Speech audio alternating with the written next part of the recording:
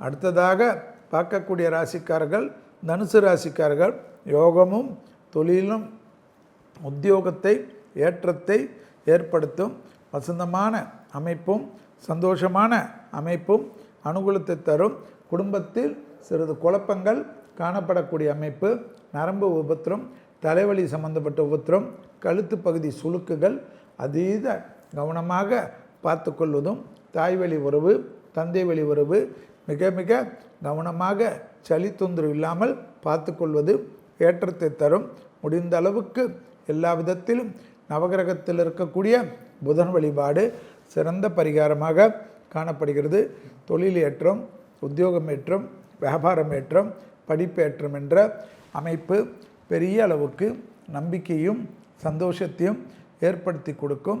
யோக பலத்தை அதிகமாக பெறக்கூடிய ராசிக்காரர்கள் தனுசு ராசிக்காரர்கள் தான் உண்டு தன் வேலை உண்டு, சட்டத்திற்கு புறம்பானவர்கள் கூட நிழல் கூட அண்டாமல் பாதுகாத்து கொள்வது சகலத்திலும் ஜெயமும் சந்தோஷமும் ஏற்படும். தொடர்ச்சியாக இருந்த மனத்தாங்கல்கள் பரிபூர்ண குறையக்கூடிய நல்ல காலகட்டம். தொழில் உத்தியோகம் வியாபாரம் படிப்பு சம்பந்தப்பட்ட எல்லா விதத்திலும் நன்மைகள் ஏற்படுவது அனுகூலமான காலகட்டம். மேலதிகாரிகளிடம் தர்க்கங்கள் வேண்டாம். உத்தியோகத்தில் அதிக வேகத்துடன் நெகட்டிவாக திங்கிங் வேண்டாம். பேப்பர் போடுகிறேன், ராஜினாமா செய்கிறேன் என்ற உணர்ச்சி பளம்புகள் கூடவே கூடாது என்பதை ஞாபகத்தில் தனுசு ராசிக்காரர்கள் வைத்து கொள்வது பெரிய அளவுக்கு அனுகூலத்தை ஏற்படுத்தும்.